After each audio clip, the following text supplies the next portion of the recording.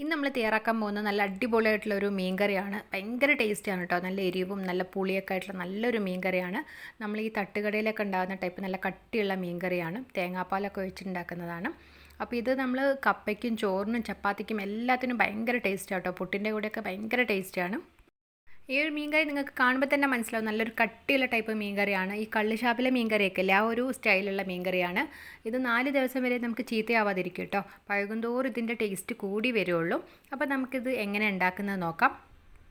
ഈ ഒരു മീൻകറിയിലുള്ള മീനിൻ്റെ മുള്ള് വരെ ഭയങ്കര ടേസ്റ്റാണ്. അതങ്ങ് നമുക്ക് ചവച്ചരയ്ക്കാൻ പറ്റും, ആ ഒരു രീതിയിലായിട്ട് വരും അതിൻ്റെ ഒരു മീനിൻ്റെ മുള്ളൊക്കെ. അപ്പോൾ നമുക്ക് ഏത് ടൈപ്പ് മീൻ വേണമെങ്കിലും എടുക്കാം. പെട്ടെന്ന് അങ്ങ് പൊടിഞ്ഞു പോകാത്ത ടൈപ്പ് മീൻ നോക്കിയിട്ട് എടുക്കുക. അയിലയൊക്കെ യൂസ് ചെയ്താലും നല്ല ടേസ്റ്റാണ്. അപ്പോൾ ഞാനിവിടെ ഈ ഒരു മീനാണ് എടുത്തിട്ടുള്ളത്. ഇതിൻ്റെ പേരെനിക്ക് അറിയില്ല കേട്ടോ. അപ്പോൾ ഇത് നല്ല മീനാണ്, നല്ല ടേസ്റ്റുള്ള മീനാണ്. പിന്നെ അതിൻ്റെ കൂടെ പെട്ടെന്നൊന്നും പൊടിഞ്ഞു പോകാത്ത ടൈപ്പ് മീനാണ്.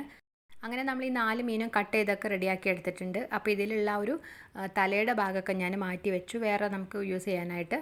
അപ്പോൾ അല്ലാത്ത നല്ല കഷ്ണങ്ങൾ തന്നെ എടുത്തു, കാരണം 4 മീനുള്ളതുകൊണ്ട് തന്നെ ഏകദേശം ഒരു 3 മീനിൻ്റെ അടുത്താണ് ഞാൻ ഇവിടെ എടുത്തിട്ടുള്ളത്. ഇനിയിപ്പോൾ നമുക്ക് ഈ മീൻകറി ഉണ്ടാക്കാനായിട്ട് ഇവിടെ ചട്ടി അടുപ്പത്ത് വെച്ചിട്ടുണ്ട്. ഇനി അതിലേക്ക് ഞാൻ ചട്ടിയൊക്കെ ചൂടായതിന് ശേഷം കുറച്ച് വെളിച്ചെണ്ണ ഒഴിച്ചു കൊടുക്കുകയാണ്. എന്നിട്ട് ഞാൻ ഇതിലേക്ക് ഒരു 1/4 ടീസ്പൂൺ ഉലുവ ഇട്ട് കൊടുക്കുകയാണ്. അപ്പോൾ നമ്മൾ ഈ മീൻകറിയൊക്കെ ഉണ്ടാക്കാനായിട്ട് ചട്ടി തന്നെ യൂസ് ചെയ്യാം കേട്ടോ. ചട്ടി ഇല്ലെങ്കിൽ മാത്രം നമ്മൾ വേറെ നോൺ സ്റ്റിക്ക് പാത്രങ്ങളൊക്കെ യൂസ് ചെയ്യാം. ചട്ടി ആകുമ്പോഴാണ് ടേസ്റ്റ്, കാരണം നമ്മൾ മീൻകറി ബാക്കി ഉണ്ടാകുമ്പോൾ അത് തിളപ്പിച്ചൊക്കെ എടുക്കുന്ന സമയത്ത് ചട്ടി ആകുമ്പോൾ കുറച്ചുകൂടി ഒരു ടേസ്റ്റ് കൂടി വരും. അപ്പോൾ നമ്മൾ ഉലുവ ഇപ്പോൾ നന്നായിട്ടൊന്ന് പൊട്ടിയിട്ടുണ്ട്. ഇനി ഇതിലേക്ക് ഞാൻ ചെറുതായിട്ട് അരിഞ്ഞു വെച്ചിട്ടുള്ള ഒരു 10-15 ചെറിയുള്ളിയാണ് ഇട്ട് കൊടുത്തിട്ടുള്ളത്. അപ്പോൾ നമ്മൾ കുറച്ച് അധികം തന്നെ ചെറിയുള്ളി ഇട്ട് കൊടുക്കാം കേട്ടോ. ചെറിയുള്ളി ചേർക്കുമ്പോഴാണ് ഈ ഒരു മീൻ കറിക്ക് നല്ല ടേസ്റ്റ്. അപ്പോൾ ചെറിയുള്ളി ഇല്ലയെന്നുണ്ടെങ്കിൽ കുഴപ്പമില്ല, വലിയ ഉള്ളി യൂസ് ചെയ്യാം. അപ്പോൾ നന്നായിട്ട് ചെറുതായിട്ട് കട്ട് ചെയ്തിട്ട് ഇതുപോലെ ഇങ്ങനെ വഴറ്റി കൊടുത്താൽ മതി.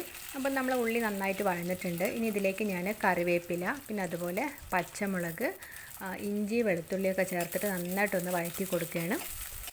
ഇപ്പം നമ്മൾ ഇഞ്ചി വെളുത്തുള്ളിയും ചെറിയുള്ളിയൊക്കെ എണ്ണയിൽ നന്നായിട്ടൊന്ന് മൂത്ത് വന്നിട്ടുണ്ട്. ഇനിയിപ്പോൾ നമുക്ക് ഫ്ലെയിം ഒന്ന് കുറച്ച് വെക്കാം.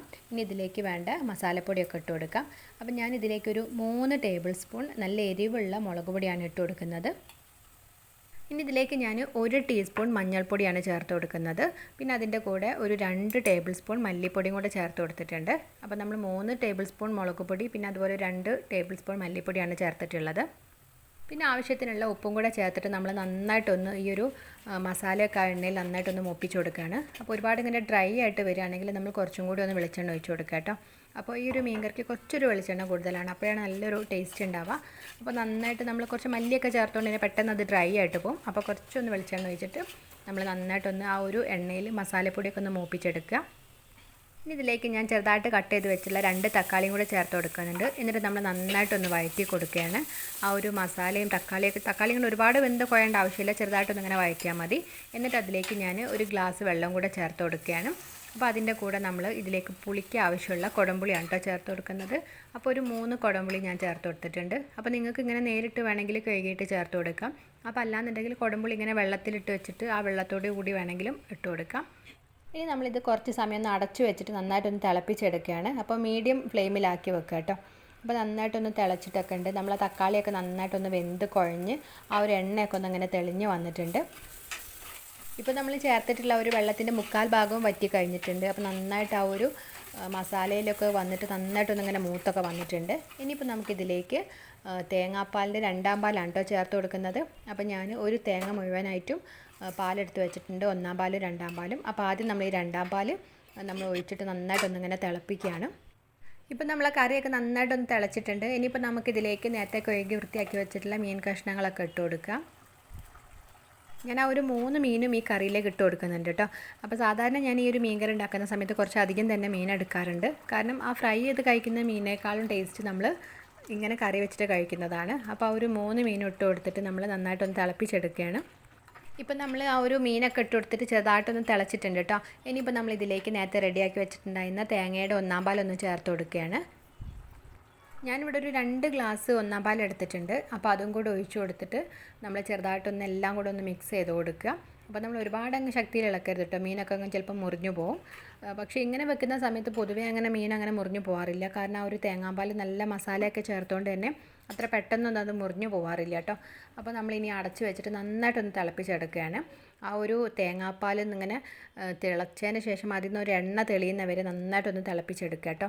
ഇപ്പോൾ നമ്മൾ ആ ഒരു കറി കാണുമ്പോൾ നമുക്കിങ്ങനെ അത്ര ഒരു റെഡ് കളറായിട്ട് തോന്നില്ല, കാരണം ആ ഒരു മല്ലിപ്പൊടിയും ഒക്കെ ചേർത്തുകൊണ്ട് തന്നെ. അപ്പോൾ നന്നായിട്ട് തിളയ്ക്കുന്ന സമയത്ത് ആ ഒരു തേങ്ങാപ്പാലിൽ നിന്നൊക്കെ ഇങ്ങനെ എണ്ണ കുറുകി വന്നിട്ട് പിന്നെ ആ ഒരു മുളക് പൊടിയൊക്കെ മേലേക്ക് ഇങ്ങനെ വരും തിളച്ചതിന് ശേഷം. അപ്പോൾ ആ മീൻ കറീൻ്റെ ആ ഒരു കളറ് ശരിക്കും ഇങ്ങനെ വരുന്നത്. ഇപ്പം നമ്മൾ കറി നന്നായിട്ട് തിളച്ചിട്ടുണ്ട്. അപ്പോൾ ഞാൻ നോക്കിയപ്പോൾ ഉപ്പിന് ഇത്തിരി കുറച്ച് കുറവുണ്ട്. അപ്പോൾ കുറച്ച് ഉപ്പിട്ടിട്ട് നമ്മൾ നന്നായിട്ടൊന്ന് മിക്സ് ചെയ്തിട്ട് വീണ്ടും നന്നായിട്ടൊന്ന് തിളപ്പിക്കുകയാണ്.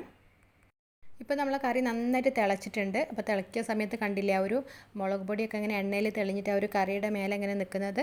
അപ്പോൾ ഇനി നമ്മൾ ഓഫ് ചെയ്ത് കഴിഞ്ഞാലും കുറേ സമയം ആ ഒരു ചട്ടിയുടെ ചൂടിൽ തന്നെ ഇരുന്നിട്ട് ആ ഒരു കറി ഇങ്ങനെ ഒന്ന് കുറച്ചുകൂടെ കുറുകാൻ തുടങ്ങും. ഇപ്പം ഞാൻ ഫ്ലെയിം ഓഫ് ചെയ്തിട്ടുണ്ട്. ഇനിയിപ്പോൾ നമ്മളിത് കുറച്ച് സമയം ഒന്നിങ്ങനെ അടച്ചു വെക്കുക. എണ്ണയൊക്കെ നന്നായിട്ട് ഇങ്ങനെ തെളിഞ്ഞ് വന്നിട്ടുണ്ട് മേലെ. അപ്പോൾ അത്യാവശ്യം കുറച്ചും കൂടെ ഒന്നിങ്ങനെ കുറുകിയിട്ടുണ്ട് ആ ഒരു ചൂടിലിങ്ങനെ ഇരുന്നിട്ട്.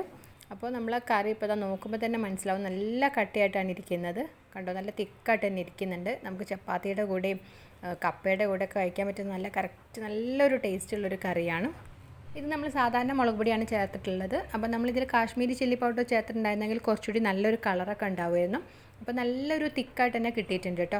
അപ്പോൾ നല്ലൊരു എരിവുണ്ട്. അപ്പോൾ അത്യാവശ്യത്തിന് നല്ല എരിവും അതിൻ്റെ ഒരു കുടംപുളിയുടെയും തക്കാളിയുടെ ഒക്കെ പുളിയും പിന്നെ ഈ എരിവൊന്നും അറിയില്ല കേട്ടോ. നമ്മൾ തേങ്ങാപ്പാൽ നല്ല കട്ടിക്ക് തേങ്ങാപ്പാൽ ഒഴിച്ചുകൊണ്ട് തന്നെ ഈ എരിവ് അറിയില്ല. അപ്പോൾ ആ ഒരു രീതിയിൽ നല്ലൊരു ടേസ്റ്റുള്ള കറിയാണ്. അയലമീനൊന്നും ഒരുപാട് പേർക്ക് അങ്ങനെ ഇഷ്ടമില്ലാത്ത മീനാണ്. പക്ഷേ നമ്മൾ ഇങ്ങനെ അയല കൊണ്ടൊക്കെ വെച്ച് കഴിഞ്ഞാൽ നല്ല ടേസ്റ്റാണ്. നമുക്ക് അയലയുടെ ആ ഒരു ചൊയൊന്നും തോന്നില്ല, നല്ലൊരു ടേസ്റ്റ് തന്നെയാണ്.